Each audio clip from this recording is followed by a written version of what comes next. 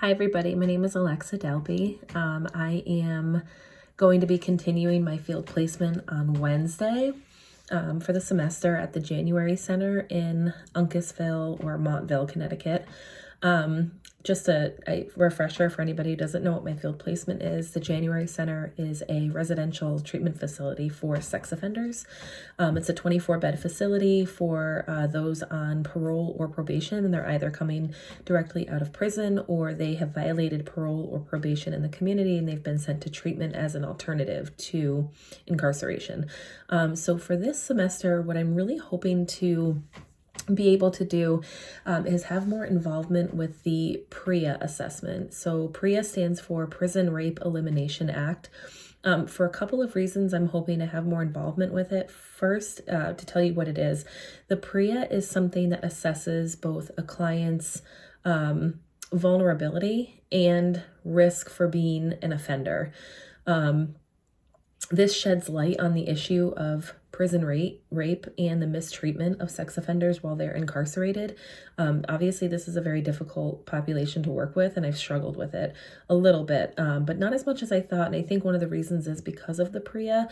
It helps me to understand that the overwhelming majority of the men that we work with have been victims before, right? We know that they're usually involved or they've usually experienced some sort of trauma in their lives, and so they've reoffended because of the trauma they've endured.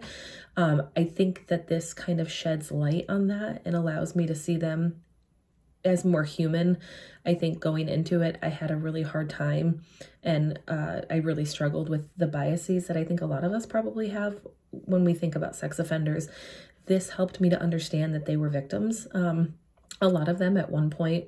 So when the men come into the facility, they are then they score, depending on their PREA, they come in and they are typically either more of somebody who's more prone to be victimized and somebody who's more prone to reoffend.